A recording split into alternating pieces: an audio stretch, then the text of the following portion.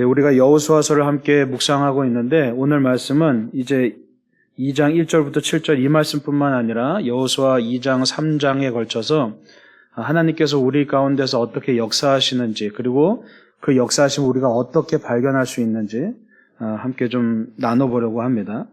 여러분 잘 아시는 이야기죠. 라합의 이야기입니다. 이제 이스라엘 백성들이 요단강 동편까지 이르러서 이제 요단강을 건너서 본격적으로 가나안 땅에 드디어 들어가는 그런 장면입니다. 그 가나안 땅에 들어가서 가장 먼저 맞닥뜨리는 것이 바로 여리고성인데요. 그래서 이제 여호수아가 정탐꾼 2명을 보내서 그 여리고성의 지금 상황이 어떠한지를 파악하고 오게끔 보냅니다. 그런데 이들은 40년 동안 광야에서 있다 보니까 사실 그렇게 막 잘 정비되고 잘 준비된 조직들이 아니었습니다. 그래서 정탐꾼을 보냈지만 이 정탐꾼이 기민하게 움직이지 못했기에 결국은 발각이 되죠. 이 정탐꾼들이 여리고성에 들어갔을 때 이제 성문 곁에 있는 한 주막에 머물게 됩니다. 그곳이 바로 라합의 집이었습니다. 이 라합은 쉽게 말해서 우리로 따지면 옛날에 주막 같은 곳을 운영하면서 거기서 뭐 음식도 팔고 여관도 되고 또 뭐 유흥을 제공하는 그런 곳의 주인이었죠. 그런데 라합이 이제 그 정탐꾼들이 발각된 것을 보고 그들을 숨겨줍니다. 그리고 이 정탐꾼들이 목숨을 구하고 나서 다시금 돌아가게 됐죠. 그게 전체적인 이야기입니다. 우리가 가만히 보면 라합이 도대체 왜 정탐꾼들을 숨겨줬을까? 아마 정탐꾼들은 들키긴 했지만 좀 어설퍼서 자기들의 그 정체가 들키긴 했지만 그래도 나름대로 자기들의 정체를 숨기려고 애썼던 그런 사람입니다. 그런데 라합은 그걸 알고서도 왜 그들을 숨겨줬을까? 당시에는 범죄자를 숨겨주면 사형에 처하는 그런 법률이 있었습니다. 자기가 목숨을 걸고서 이 정탐꾼들을 숨겨주었다는 얘기입니다. 도대체 왜 그랬을까? 라합은 여리고성에 살던 이방인이었고 하나님을 전혀 모르던 사람이었습니다. 그리고 날마다 자신의 그 주막에서 하루하루 생계를 이어가는 그런 사람이었죠. 그런데 그냥 평범하게 하루하루 일상을 살고 하루하루 겨우겨우 살아내던 그 라합이라는 한 여인, 정말 뭔가 이 세상을 위해서 또는 자기가 속한 여리고성을 위해서 뭔가 대단한 일을 할 수 없는 그런 처지에 놓여진 사람인데 그 사람이 도대체 왜 뜬금없이 목숨을 걸고 그 정탐꾼들을 구해줬냐는 얘기입니다. 그 해답이 이제 9절부터 10절에 나옵니다. 여러분 9절에 보십시오. 9절 10절 함께 읽어보겠습니다. 시작. 말하되 여호와께서 이 땅을 너희에게 주신 줄을 내가 아노라. 우리가 너희를 심히 두려워하고 이 땅의 주민들이 다 너희 앞에서 간담이 녹나니 이는 너희가 애굽에서 나올 때에 여호와께서 너희 앞에서 홍해물을 마르게 하신 일과 너희가 요단 저쪽에 있는 아모리 사람의 두 왕 시온과 옥에게 행한 일, 곧 그들을 전멸시킨 일을 우리가 들었음이니라. 아멘. 지금 라합이 뭐라고 얘기하냐면 너희들이 이곳으로 올 거를 이미 전부터 알았다는 얘기입니다. 왜요? 알 수밖에 없죠. 여러분 생각해 보십시오. 홍해를 건넜습니다. 애굽에서 말도 안 되는 방법으로 그들이 탈출해서 그것도 홍해를 말도 안 되는 방법으로 건너서 그리고 그 광야에서 말도 안 되는 방법으로 40년 동안 생존을 하면서 정말 노예로 근근히 살던 그 오합지졸인 사람들이 그들이 결국에는 그 지역의 수많은 토착민들을 몰아내고서 결국은 지금 그 요단강 가까지 올라왔다는 겁니다. 이미 그들의 소문은 주변 지역에 파다했고 이미 그들에 대한 소식들이 널리 퍼져서 사람들은 두려움에 떨었다는 겁니다. 애굽에서 노예로 살던 저 거렁뱅이 같은 사람들이 저 오합지졸인 사람들이 어떻게 애굽을 탈출했지? 말도 안 되잖아. 어떻게 홍해를 건넜지? 이건 말도 안 되잖아. 어떻게 광야에서 40년 동안 저 사막 한가운데서 생존을 했지? 이건 말도 안 되잖아. 기어이 그들이 어디로 올지 여리고성 사람들은 다 알고 있었죠. 자기들 치러 온다는 것을 이미 다 알고 있었습니다. 그래서 이 여리고성 안에 모든 백성들이 두려움에 떨고 있었습니다. 이거는 그냥 하나의 팩트입니다. 그냥 하나의 상황입니다. 모든 이 여리고성 안에 있는 모든 사람들이 똑같이 두려움에 떨고 있었다는 얘기입니다.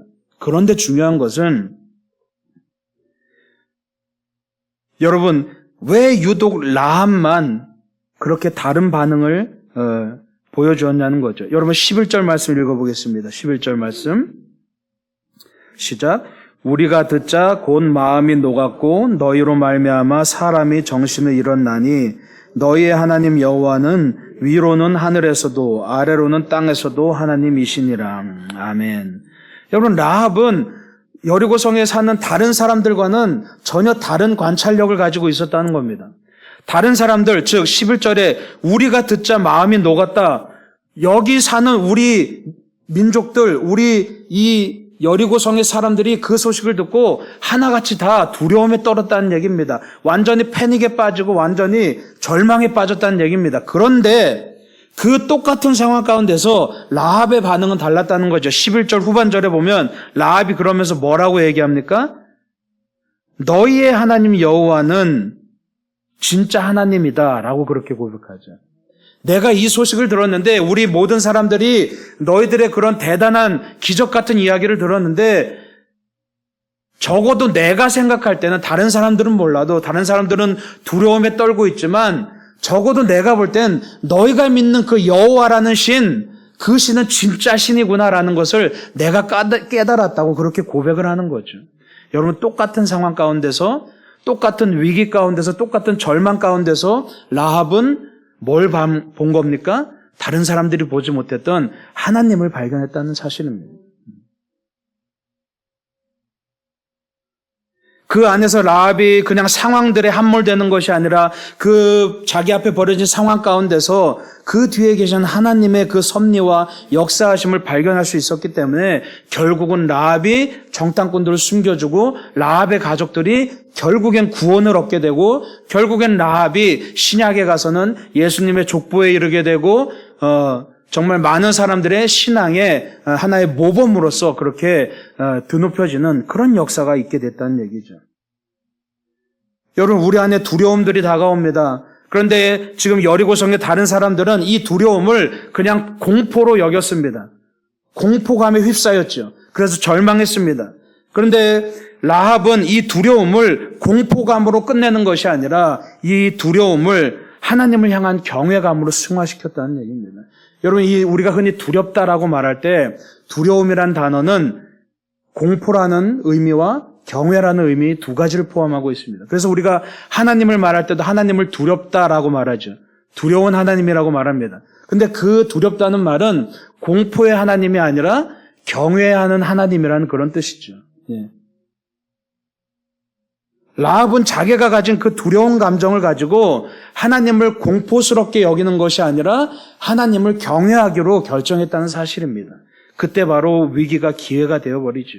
그게 바로 믿음이란 사실입니다. 믿음이란 건 뭡니까? 똑같은 상황에서도 여러분 우리가 믿는다고 해서 세상 사람들과 다른 상황을 만나는 게 아닙니다. 예수 믿는다고 해서 뭐든지 잘 되고 뭐든지 그냥 오케이 하고 뭐든지 승리하는 게 아닙니다. 똑같은 상황입니다. 그런데 중요한 것은 믿음이 왜 중요하냐 하면 왜 소중하냐 하면 똑같은 상황 가운데서 우리는 다른 반응을 볼 수 있는 사람이라는 얘기죠. 그게 믿음의 힘이라는 얘기입니다. 우리는 두려움 가운데서 세상 사람들은 두려움 가운데서 공포감을 느끼지만 우리는 두려움 가운데서 하나님을 경외하고 하나님을 의지할 수 있는 그러한 길이 있다는 것을 여러분 기억하시기 바랍니다. 그래서 우리는 어떠한 상황 가운데서도 우리가 모든 상황을 영적으로 관찰할 수 있는 그런 관찰력이 필요하다는 얘기죠. 여러분, 라합의 이러한 반응이 위기를 기회로 바꿨습니다. 세상에 수많은 두려운 그런 순간들로 인해서 공포를 느끼고 끝나버리면 우리는 그걸 그냥 위기라고 말합니다. 그런데 거기서 더 나아가서 그 안에 숨어있는 하나님의 섭리, 하나님의 뜻을 발견하고 그 안에서 주님을 의지하고 주님을 경외할 때 그때 비로소 우리의 위기가 기회로 변화된다는 사실이죠. 그때가 바로 주님이 일하시는 기회가 되는 겁니다. 여러분, 영적인 관찰력은 어떻게 얻습니까? 여러분, 3장으로 넘어가 보겠습니다. 3장 4절 말씀입니다. 우리가 새벽 기도회 때 이미 다 함께 묵상했던 말씀입니다. 3장 4절 말씀 함께 읽습니다. 시작. 그러나 너희와 그 사이 거리가 2000규빗쯤 되게 하고 그것에 가까이 하지는 말라. 그리하면 너희가 행할 길을 알리니 너희가 이전에 이 길을 지나보지 못하였음이니라 하니라. 아멘. 이게 무슨 내용이냐 하면 이제 3장에 가서 본격적으로 이제 요단강을 건너는 겁니다. 요단강을 건너는데 하나님이 어떻게 명령하시냐 하면 먼저 하나님의 언약궤, 제사장들과 레위인들이 하나님의 언약궤를 짊어지고 먼저 가게 하십니다. 그런데 먼저 가는데 단순히 그냥 조금 앞서서 가는 게 아니라 여기 말씀에 보면은 2000규빗 먼저 가라고 말하고 있습니다. 2000규빗이면 오늘날의 미터 단위로 따지면 한 900m 정도 됩니다. 거의 1km 정도 되죠. 쉽게 말해서 1km 정도를 먼저 간다는 겁니다. 여러분, 여기서 1km 정도면 어느 정도입니까? 저기 남파 오거리 정도? 하여튼 저 멀리 사람이 조그맣게 보일 만한 그 정도죠. 그러니까 언약궤를 맨 레위인들과 제사장들이 저 멀리 1km 정도 떨어진 곳에서 먼저 가고 그 다음에 이스라엘 백성들이 따르라는 얘기입니다. 왜 이렇게 하십니까? 언약궤를 바로 뒤따라서 이스라엘 백성들이 가면 이스라엘 백성들이 지금 몇십만 명인데 언약궤를 바로 뒤따라서 가면 이스라엘 백성들이 그걸 제대로 보지 못하죠. 왜요? 너무 많으니까 사람이. 근데 여러분, 몇십만 명의 사람이라 하더라도 1km 정도 떨어진 곳에서 언약궤가 간다고 생각해 보십시오. 거의 대부분의 사람들이 그 언약궤를 볼 수 있게 되는 겁니다. 우리가 이 땅을 살아가면서 흔히 그런 말이 있죠. 나무를 보려고 하지 말고 숲을 보라는 말이 있습니다. 여러분, 나무를 보려면 어떻게 하면 됩니까? 가까이 다가가면 됩니다.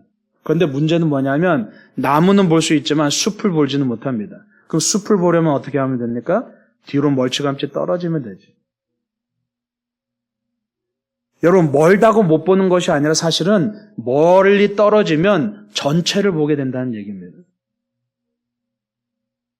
왜 1km 정도를 떨어지게 하십니까? 이스라엘 백성들로 하여금 하나님께서 하나님이 행하신 일을 바라보라는 얘기입니다. 그냥 막 무리에 휩쓸려서 정신없이 요단강을 건너지 말고 이 요단강을 건너는 가운데 하나님께서 어떤 일을 행하시는지 이것을 똑똑히 뚜렷이 바라보라는 얘기입니다. 이 전체의 그림을 다 바라보라는 얘기입니다. 여러분, 이거 굉장히 중요한 겁니다. 만약에 이스라엘 백성들이 언약궤와 함께 그냥 무리에 휩쓸려서 갔다면 제가 볼 때는 어쩌면 여리고성에서 실패했을 것 같습니다. 왜요? 그냥 분위기에 휩쓸려서 갔기 때문에.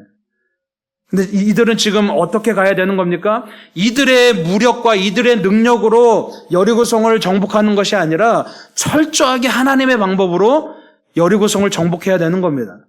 그러려면 먼저 이 요단강을 건널 때부터 하나님이 이들을 통해서 어떻게 역사하시는지를 그들이 똑똑히 눈으로 봐야만 여리고성도 똑같이 하나님의 방법대로 이 성을 정복할 수 있게 되는 거죠. 그래서 우리가 잘 알듯이 여리고성도 정말 말도 안 되는 방법으로 그들이 여리고성을 계속 돌았을 때 하나님이 말도 안 되는 방법으로 여리고성을 무너뜨리시죠.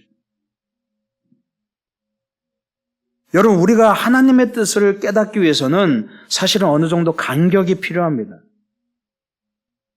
그래야만 하나님의 뜻 전체를 바라볼 수가 있게 됩니다. 우리가 이것을 관조라고 말합니다. 우리가 뭔가를 관조한다라고 말하죠. 관조한다라는 것은 멀리 떨어져서 그것을 깊이 있게 들여다본다는 얘기입니다. 우리가 삶 속에서 하나님의 뜻을 헤아리지 못하고 아둥바둥 그냥 하루살이로 살아가기에 바쁜 이유가 뭡니까? 내 삶과 내 신앙을 관조하지 못하기 때문입니다. 깊이 들여다보지 못하기 때문이죠. 하루하루 그냥 살아가기에 바쁜 겁니다. 뒤로 물러서서 내 삶을 객관화시켜서 바라보게 되면 그 뒤에 역사하시는 하나님의 뜻을 우리가 발견하게 되는 겁니다. 여러분, 너무 가까우면 오히려 보이지 않습니다. 간격을 두어야 오히려 하나님이 보이기 시작합니다. 여러분, 사람 사이에도 마찬가지입니다. 사람 사이에도 우리가 흔히 이 가까운 관계, 친밀한 관계를 서로 간에 사람 간의 유대 관계를 유지하기 위해서 뭐가 필요합니까? 서로 지켜야 할 선과 서로 간에 어느 정도 간격이 필요하죠. 흔히 저 사람과 가까이 하고 싶다고 해서 그 간격마저 무시하게 되면 오히려 관계가 깨져버리게 됩니다. 마찬가지입니다. 하나님과도 마찬가지입니다. 우리가 하나님과 친밀한 관계를 위해서 살아가지만 정작 어떻게 보면 역설적으로 하나님과 친밀해지려면 오히려 하나님과 간격을 유지해야 될 때가 있습니다. 오히려 하나님으로부터 뒤로 물러서면 하나님의 뜻이 더 명확히 보일 때가 있다는 얘기입니다. 그런데 그 간격을 무시하고 하나님께 너무 다가가다 보면 우리가 때로는 오히려 하나님보다 더 앞서 나가서 내 뜻이 하나님의 뜻인 것 마냥 착각하면서 그렇게 살아가게 되는 거죠. 언제나 하나님과 발걸음을 맞추면서 하나님보다 앞서는 것이 아니라 우리가 언제나 하나님과 간격을 두고 하나님의 뒤에서 우리가 그 발걸음을 맞춰가야 된다는 사실입니다. 우리가 그 간격을 둘 때 비로소 하나님이 행하시는 일을 우리가 발견하게 되는 거죠. 그래서 내 삶을 멀리서 바라볼 수 있는 눈이 내 안에 있을 때 내 삶에 깃든 주님의 은혜를 우리가 깨닫게 되는 겁니다. 여러분, 멀리서 바라보면 내 눈앞에 펼쳐진 그 현상 뒤에 있는 본질을 꿰뚫을 수 있게 되는 겁니다. 우리가 그거를 가리켜서 관상이라고 말합니다. 관상은 점치듯이 얼굴 보고 점치는 그 관상을 말하는 것이 아니라 관상이라는 것은 바로 내 눈앞에 보여진 현실과 현상 앞에, 상황 앞에 그 뒤에 있는 본질을 꿰뚫어 본다는 것을 말하는 겁니다. 여러분, 우리가 마태복음 13장에서 함께 나눴듯이 천국은 밭에 감추인 보화 같다고 말합니다. 여러분, 가만히 생각해 보십시오. 그래서 그 보화를 발견한 사람이 어떻게 합니까? 그 밭을 다 사버리죠. 그런데 여러분, 우리가 여기서 한 가지 질문해 볼 수 있습니다. 밭 주인조차도 발견하지 못한 보화인데, 그렇죠? 밭 주인이었으면 그 밭을 얼마나 개간하고 얼마나 속가내고 했겠습니까? 그런데도 발견하지 못한 보화인데 어떻게 다른 사람이 그 보화를 발견하겠습니까? 그렇죠? 여러분, 그런 생각 한번 해보셨나요? 무슨 얘기입니까? 우리가 영적인 관찰력이 있으면 숨겨진 것도 발견할 수 있게 된다는 얘기죠. 그래서 이 얘기는 뭐냐 하면 진짜 천국은 누가 가질 수 있냐 하면 영적인 관찰력을 가지고 눈앞에 보여지는 상황에 일희일비하는 것이 아니라 내 삶과 내 환경에 흔들리는 것이 아니라 그 뒤에 계신 하나님의 뜻, 하나님의 섭리, 하나님의 때를 바라볼 수 있는 그 사람이 바로 천국을 소유할 수 있게 된다는 것을 여러분 기억하시기 바랍니다. 예. 그래서 감추인 보화를 발견했다는 것은 눈에 보이는 현상 뒤에 있는 그 하나님의 일하시는 그 역사, 하나님의 뜻, 하나님의 섭리, 우리가 관조하는 마음으로, 관상의 눈으로 그 보이지 않는 하나님의 뜻을 발견해 나갈 때 비로소 우리가 그 안에서 진정한 하나님의 은혜를 누릴 수 있게 된다는 얘기입니다. 우리가 은혜의 행간을 읽는다고 말하죠. 행간을 읽는다는 건 뭡니까? 문장과 문장 그 사이에 숨겨져 있는 의미를 발견한다는 뜻입니다. 마찬가지로 우리의 신앙도 여러분이 삶 속에서 하나님을 발견하기 위해서는 행간을 읽어야 됩니다. 여러분 삶의 모든 하루하루 사이에 그 뒤에 숨어 있는 하나님의 뜻을 발견해야만 내가 내 삶에 하나님의 나라가 임하게 되고 하나님의 뜻대로 살아갈 수가 있게 되는 거죠. 무조건 그냥 내가 하나님 믿는다고 해서 그것이 그 믿음이 지속되는 것이 아니라 내가 날마다 묵상하는 그 말씀대로 살아내기 위해서는 내 삶 가운데 묻어있는 하나님의 은혜와 하나님의 뜻을 발견해낼 줄 알아야 된다는 얘기입니다. 여러분, 다윗이 골리앗 앞에 섰을 때 말도 안 되잖아요. 어린 다윗이 어떻게 골리앗을 이깁니까? 말도 안 되잖아요. 근데 다윗은 왜 어떻게 보면 속된 말로 미친 행동을 했습니까? 다윗은 골리앗을 바라본 게 아니거든요. 다윗이 골리앗을 바라봤다면 절대로 골리앗 앞에 나설 수가 없습니다. 다윗은 눈에 보이는 골리앗을 바라본 게 아니라 그 뒤에 계신 보이지 않는 하나님을 바라볼 수 있었기 때문에 다윗은 골리앗이 사실은 보이지 않았던 겁니다. 하나님이 보였던 겁니다. 그렇기 때문에 다윗은 골리앗 앞에 담대하게 나가서 물맷돌을 들고 나갈 수 있게 됐다는 얘기죠. 여러분 삶에 당장 눈에 보이는 내 앞에 현실만 마주하고 살아간다면 우리는 절대 하나님을 발견할 수 없습니다. 내가 하나님 만나고 싶습니다. 하나님 만나고 싶습니다. 외쳐봐야 하나님을 만날 수가 없습니다. 주여 주여 하는 자가 천국에 들어가는 것이 아닙니다. 어떤 사람이 천국에 들어갑니까? 주님의 뜻대로 행하는 자. 다시 말해서 내 삶에서 하나님을 발견할 수 있는 그 눈을 가진 사람이 진정으로 천국에 들어간다는 사실을 여러분 기억하시기 바랍니다. 예. 여러분, 이제 우리가 하나님을 내 삶 속에서 찾을 수 있다면 하나님과 함께 내 삶을 이겨내야 됩니다. 승리해야 됩니다.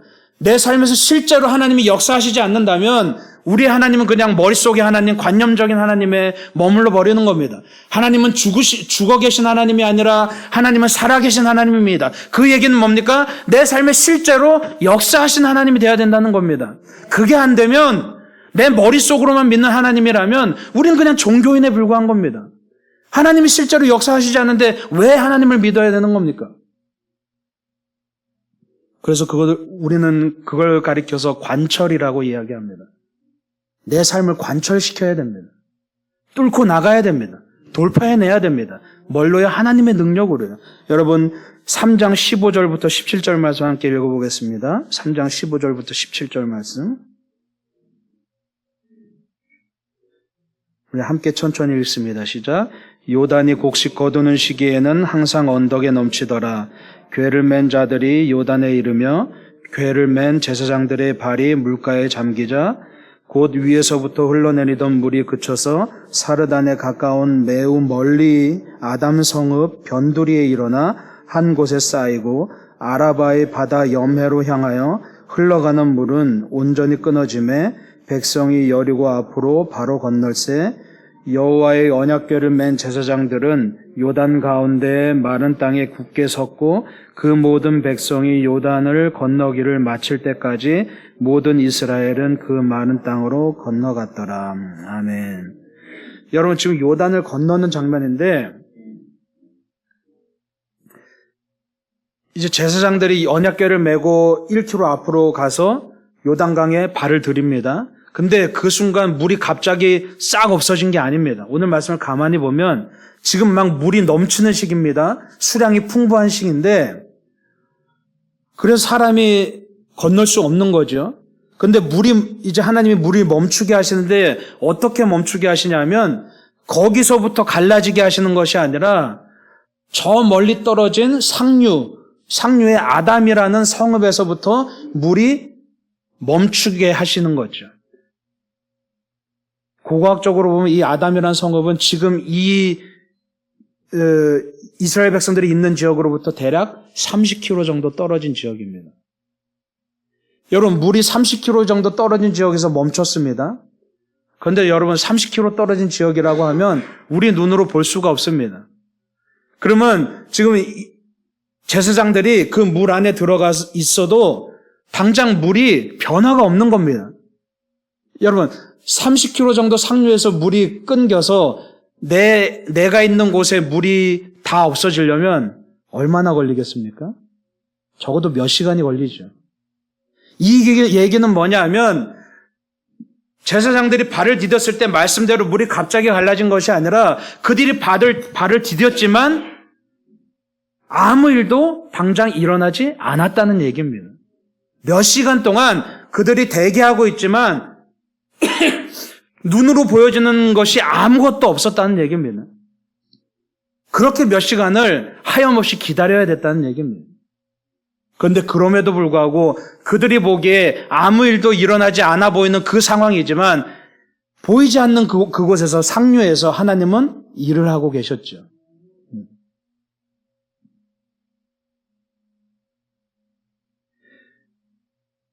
여러분, 그들이 어떻게 보면 예전에 광야에서의 이스라엘 백성들 같은 경우에는 모세가 하나님을 만나러 올라가고 나서 아무 소식이 없으니까 막 난리를 칩니다. 금송아지도 만들고 막 다시 돌아가자 별 쇼를 다 합니다. 그랬던 그들이 새로운 세대가 지금 요단강을 밟았습니다. 하나님의 명령대로 정말 떨리는 마음으로 이제 막 전쟁이 시작되고 이제 막 그 40년 동안 우리 아버지 세대가 그렇게 경험했던 그 홍해의 기적이 우리에게도 일어나는구나 막 하는 순간인데 막상 아무 일도 일어나지 않습니다. 근데 여러분, 예전에 광야에서 이스라엘 백성들의 모습과 지금의 이스라엘 백성들의 모습이 완전히 다르죠. 광야에서 이스라엘 백성들은 모세를 기다릴 줄 몰랐습니다. 하나님을 기다릴 줄 몰랐습니다. 그래서 조금만 시간이 지체되니까 막 난리를 치죠. 그러나 지금 여기 요단강 앞에서 이스라엘 백성들은 아무런 일이 벌어지지 않아도 그들은 묵묵히 기다릴 줄 알았다는 얘기입니다. 그리고 그 순간 눈에 보이는 아무것도 변하지 않는 그 순간에도 여전히 하나님은 일을 하고 계셨다는 얘기죠. 그래서 그들은 이 요단강을 건널 수 있었다는 얘기입니다. 결국 그들은 그 장애물을 통과한 겁니다. 관철시킨 겁니다. 보이지 않는 것을 보고 믿음으로 기다리는 그 눈을 가진 사람이 결국은 이기고 승리하게 되는 줄 믿으시기 바랍니다. 내 삶을 관철시켜야 됩니다. 내가 가진 영적인 관찰력을 가지고 내 삶을 관조하면서 그 안에서 내가 관상의 눈으로 그 안에 보이지 않는 하나님을 발견하고 내 삶을 관철시킬 수 있는 사람이 진정으로 살아계신 하나님과 함께 살아가는 사람인 것을 여러분 기억하시기 바랍니다. 라합은 지금 일어나는 그 상황 속에서 하나님께 관심을 가졌습니다. 눈에 보이는 상황에 관심 가진 것이 아니라 그 뒤에 계신 여호와라는 그 신에 관심을 가졌습니다. 그리고 그 하나님이 진짜 하나님이라는 것을 깨달았죠. 관심이 있어야 관찰할 수 있습니다. 그래서 영적인 관찰력을 가졌을 때 라합이 구원을 얻은 것처럼 우리도 마찬가지로 내 삶에서 그냥 맨날 말로만 하고 그냥 노래로만 하고 그냥 설교로 듣기만 하면은 그런 하나님이 아니라 실제로 내 삶에서 살아 역사하시고 내 삶에서 기적을 베푸시고 내 삶에서 은혜를 부어주시는 그 하나님을 진짜로 만나려면 여러분 내 삶을 관조하면서 내 삶에서 하나님을 발견할 수 있는 그러한 눈이 있어야 될 줄 믿으시기 바랍니다. 그러면 내 삶이 관철되는 겁니다. 여러분의 삶 가운데 그냥 하나님이 머릿속에서만 둥둥 떠다니는 그런 신앙이 아니라 정말 날마다 하나님을 만나고 말씀을 통해서 하루하루를 이겨내고 승리하고 그래서 정말 살아계신 하나님과 동행하는 그런 정말 능력의 신앙을 가진 여러분들 되시길 간절히 축원합니다. 기도하겠습니다.